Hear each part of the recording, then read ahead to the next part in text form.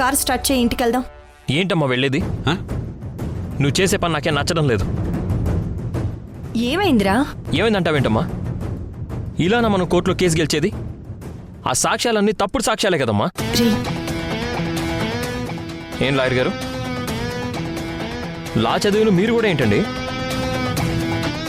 ఇలా చేయడం కరెక్ట్ కాదు కదా? నీకెక్కడ ఏది మాట్లాడాలో కూడా తెలీదురా. మనం మాట్లాడేది న్యాయం అయితే ఎక్కడైనా మాట్లాడొచ్చమ్మా.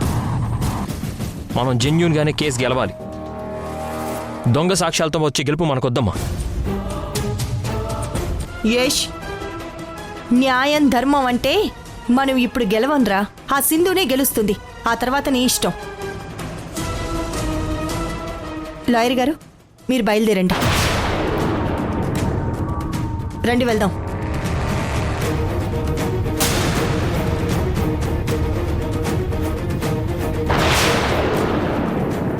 అసలు తల్లి నుంచి వేరు చేయడమే పెద్ద తప్పురా.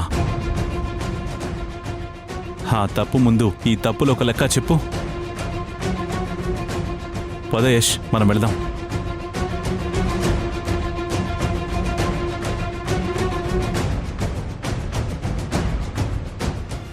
బాధపడకు రిషి, నేను కేసు తప్పకుండా గెలుస్తాను. నిన్ను తీసుకెళ్ళడానికి నేను ఆ ఇంటికి వస్తాను. అమ్మా, రేపటి నుంచి మాకు స్కూల్స్ స్టార్ట్ అవుతున్నాయి. మమ్మల్ని చూడ్డానికి స్కూల్ దగ్గరికి వస్తావా అమ్మా? తప్పకుండా వస్తాను రిషి. అమ్మా, శశి వస్తుంది, ఉంటాను. రిషి,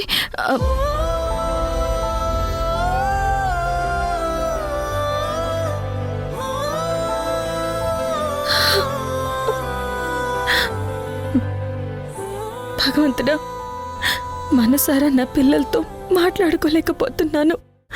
నాకెందుకు ఈ శిక్ష?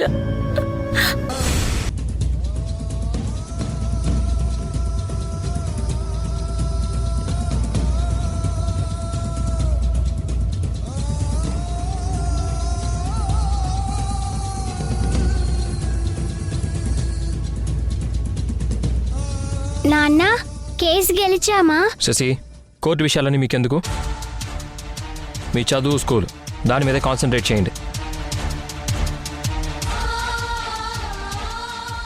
అర్థమైందా? మనం మాట్లాడేది న్యాయం అయితే ఎక్కడైనా మాట్లాడొచ్చమ్మా. మనం జెన్యూన్గానే కేసు గెలవాలి. కేసు మనం ఎలా గెలుస్తాం అసలు?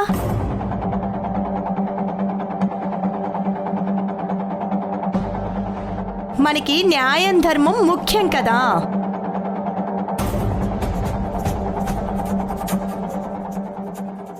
దాము, యష్ అనే దాంట్లో తప్పే ఉంది. న్యాయంగా ఉండాలి, ధర్మంగా బతకాలి అన్నది చిన్నప్పుడు వాడు పుస్తకాల్లో చదివాడు కాబట్టి నిజాయితీగా ఉందామని అన్నాడు. చెదలు పట్టిన పనికిరాని పాత పుస్తకాల్లో మాటలు పట్టుకొని వేలాడకూడదు చంద్ర. నడుస్తున్న కాలాన్ని బట్టి మనము నడవాలసలా. అయినా న్యాయమైన వాళ్లతోనే న్యాయంగా ఉండాలి. ఆ సింధులా జీవితాన్ని అన్యాయం చేసే వాళ్లతో అధర్మంతో ఎదుర్కోవటమే కరెక్ట్. న్యాయం అంటూ పోతే చివరికి మనం అన్యాయం అయిపోతాం. అది తెలుసుకుంటే మంచిది అసలు. బాగా చెప్పుండవు వదినా.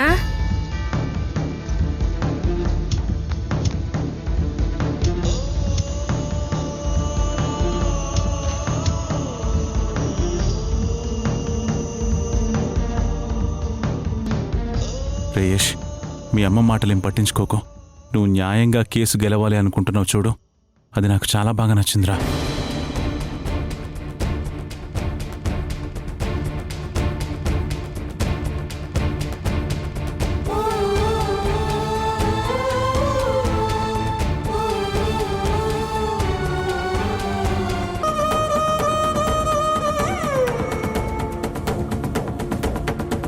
రిషి, ఎందుకు డల్గా ఉన్నావు? రిషి పొద్దున్నుంచి బ్రేక్ఫాస్ట్ కూడా చెయ్యలేదు నాన్న. ఏ ఎందుకు చేయలేదు? హాట్ బాక్స్ లో మీకు బ్రేక్ఫాస్ట్ పెట్టుండాలని చెప్పాను కదా మరిషి, ఎందుకు తెలియదు?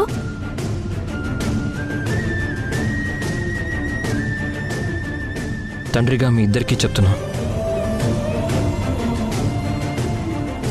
మీరివన్నీ ఆలోచించి మీ పసి మనసుల్ని గాయపరుచుకోకండి.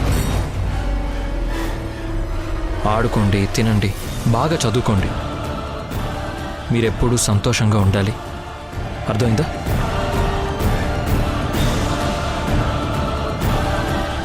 సంధ్య, పిల్లలకి అన్నం పెట్టు. అలాగే అబ్బి. రిషి రా.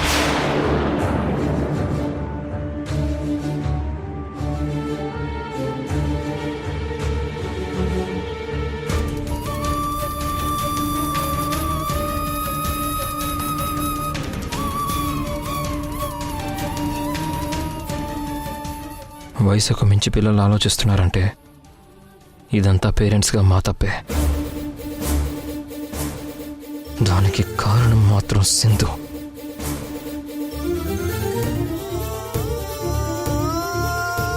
తనే ఈ విషయాన్ని ఇంతదాకా తీసుకొచ్చింది. చూస్తా, ఎంత దాకా తీసుకెళ్తుందో నేను చూస్తా.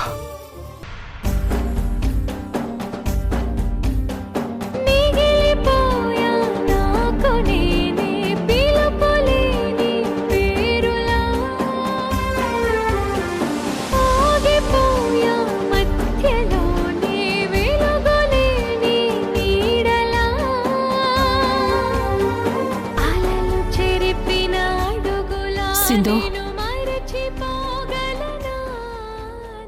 సింధు,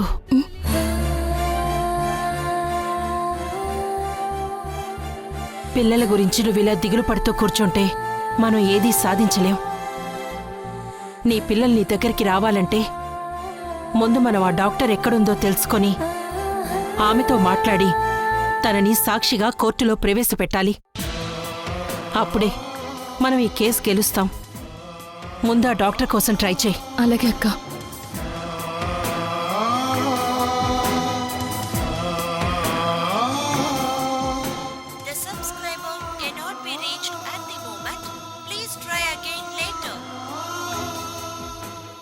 డాక్టర్ నెంబర్ పనిచేయడం లేదక్క.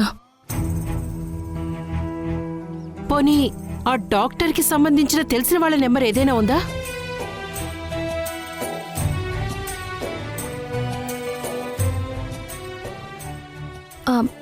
అక్క, ఆ డాక్టర్ వర్క్ చేసే రాజమండ్రి గవర్నమెంట్ హాస్పిటల్కి కాల్ చేస్తే తన గురించి తెలుస్తుంది కదా. Good idea. కానీ హాస్పిటల్ నెంబర్ ఎలా తెలుస్తుంది?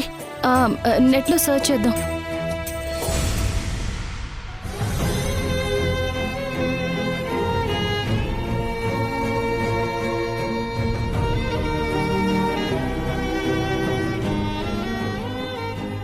సింధు, హాస్పిటల్ నెంబర్ ఇదే. నువ్వు కాల్ చేసి చెప్తాను.